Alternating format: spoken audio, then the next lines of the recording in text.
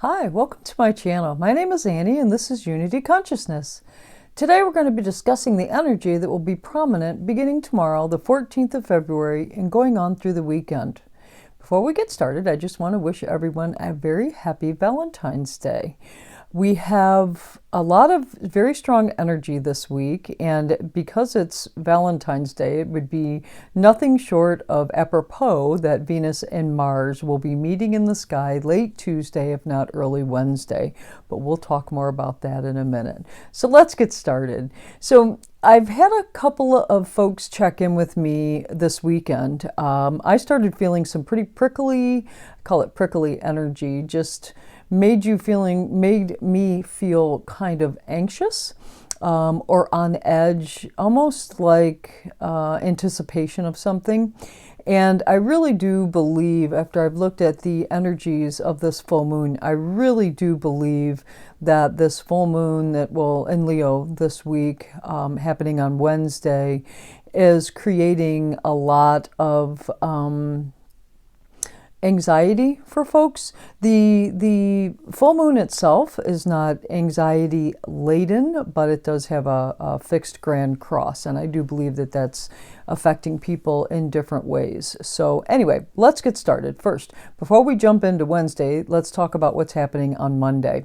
So as I mentioned, happy Valentine's Day to everybody on Monday, but Mercury, which is still in shadow, it is moving forward, but not at speed, up to speed, still in shadow, is going to re-enter Aquarius. So Mercury was in Capricorn, moved into Aquarius, went retrograde, came out of Aquarius back into Capricorn, then came out of retrograde in shadow and is moving back into Aquarius. So a theme that presented itself right around the first of the year, and then presented again a couple of weeks later, closer to the end of January, right around the 25th, you're now visiting that again.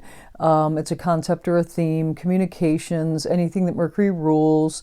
And this final pass is one that's going to allow you to make a very educated decision or know which path that you now want to take. It's a very practical, because Mercury is entering Aquarius, it's very practical energy. We may begin to hear more about the voice of the collective. We've got the freedom movement in Canada that's now spread, I believe, to 2 or 3 other countries. That's the voice of the collective. So I think that this theme of Mercury in Aquarius is bringing that to the forefront as well. But you could have sudden bursts of clarity too at this time relative to freedoms or the collective. So that's on Monday. Then late Tuesday or early Wednesday, as I mentioned, Venus and Mars are going to conjunct in Capricorn. First of all, Venus and Mars are the cosmic lovers. So it's feminine and masculine energies. And they love being together. Regardless of where they're at, they just love being together. Now, I think it's totally appropriate that Valentine's Day is on Monday, and then we've got late Tuesday, early Wednesday, these 2 planets coming together. But what I really think this particular conjunction at this time will force us to do, or ask us to do, we're not forced to do anything, we do have human choice. However, we are being asked to take action on something that was relative to us during the Venus retrograde season. As I mentioned before, this Venus retrograde season was extremely powerful. And because it fell in Capricorn, it had a lot to do with self-worth or prosperity. So now we are being asked to take action on something that was important to us during this Venus retrograde cycle. Like I mentioned, to me it was prosperity and self-worth. So now I'm being asked to make a choice, which I have very recently, as a matter of fact, to kind of shore up my self-worth and my prosperity, my financial outworkings. So I could see where those 2 planets coming together again, I feel energy a little bit in advance, that helped me to make the decision that I made relative to my self-worth and also my financial standing in in the world per se. Then on Wednesday, as I mentioned, we have this full moon in Leo. And with the full moon in Leo, that means that the sun is in Aquarius. And let's talk a little bit about Leo energy. So Leo energy is very courageous. It's very heart-centered. It speaks of a lot of natural leadership tendencies. It talks about being in the limelight. It talks about being center stage. It also has a lot to do with ego. If you know of a person that is Leo, they don't necessarily have to be egocentric. That could be somebody who just knows themselves very well. That's a 5-dimensional Leo and just a natural born leader. A 3-dimensional Leo could be very egocentric or self-centered per se. It's all about them all the time. Now, with a full moon in Leo, this full moon is very interesting because it's a culmination. Full moons are always culmination, but this is a culmination of an intention that was set at the Lionsgate portal.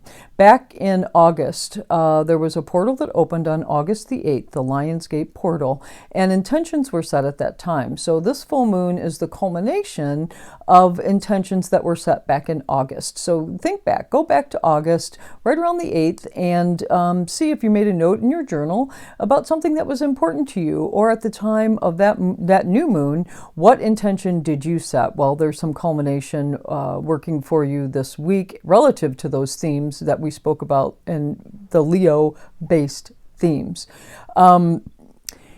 At the time of this full moon, however, Pluto is quincunx. Pluto is quincunx this energy. And quincunx energy is dueling energies coming together. It can be very complicated. With Pluto, it talks about intensity. And I do believe that's the energy that a lot of folks are feeling, especially if you're sensitive. You may have started feeling this prickly energy a couple of days ago, or certainly over this weekend. And that's transformational energy. So Pluto is asking for us to make a change or to transform something. Now, this full moon, which again, the sun is in Aquarius, the moon is in Leo, is squaring the nodal axis. So the north node is in Taurus, south node is in Capricorn, or excuse me, the south node is in Scorpio.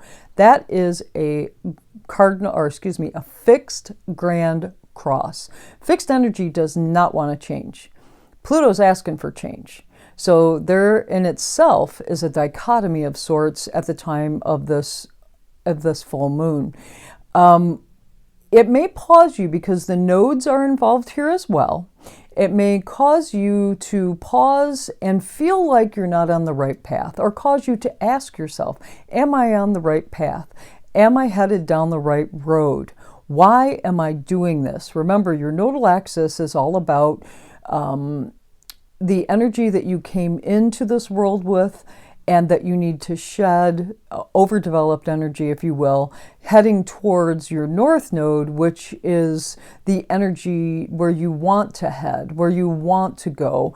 And we do this as a collective as well. So if you can imagine this being a square, at the time of the full moon, you're really going to start second guessing some of the things that you may have, some changes that you have made, or where you're at your lot in life, starting to take attendance, if you will.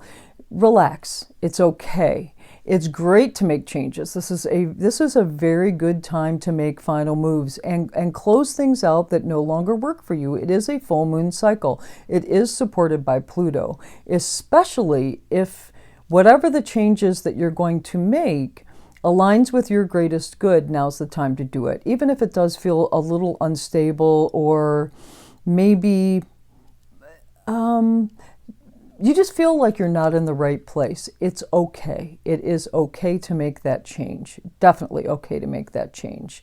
Because Pluto is involved, it's intense. Pluto just brings intensity because it does want you to make a change. And if you yourself are looking at your worthiness, if that was part of your Venus retrograde cycle, this also can feed into that. And you may be asking yourself, am I worthy? I feel like I've really stepped off my path. My path, really, I want to be here. This is my north node. This is where I want to be. But practically, a practical decision leads me to do something different. That's okay.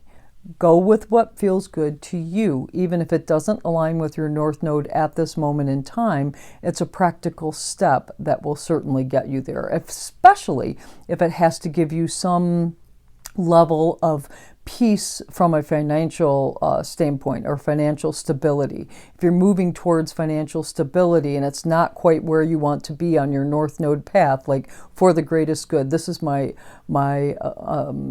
complete passion and inspiration as to where I want to be. Maybe you're not there right now, but don't let it get you down. Don't let it get you down. Lean on that Leo energy, the heart-centered consciousness. If you find yourself feeling anxious or scattered, drop into heart-centered consciousness. Healthy detachment, take care of yourself, get in the bathtub, take a walk in nature. Those are all things that'll kind of balance things out a little bit for you. But that heart-centered consciousness will certainly give you peace. Then on Thursday, we have a little relief from that energy, that very prickly, intense energy. We've got Jupiter, which is in Pisces, is going to sextile Uranus, which is in Taurus. This speaks of opportunities, aplenty. Very harmonious aspects.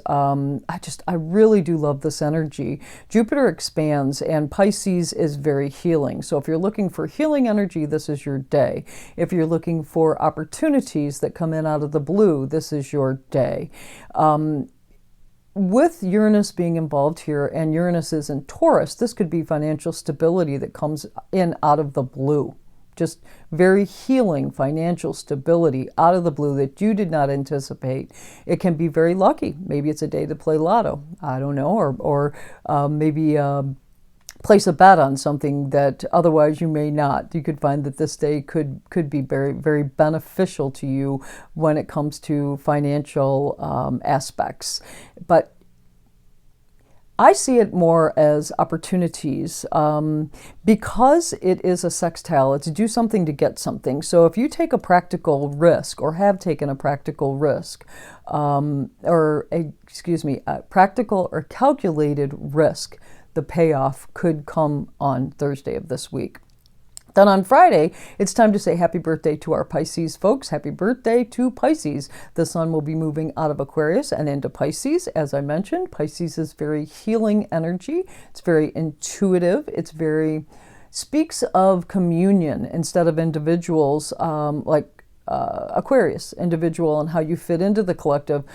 Pisces is all about communion. We are all one. And with some of the movements that are going on out in the globe today, you can see how people are starting to lend themselves to that as an option, that we are all one, and that support is necessary however you fall on either side or any of those forms of polarity, that communion and commonism is something that's going to be more in focus during this Pisces season. Be aware, however, Pisces season can also bring in escapism if things are a little bit too much. Addictions can take hold. So just be aware of that. Reach out if you need help.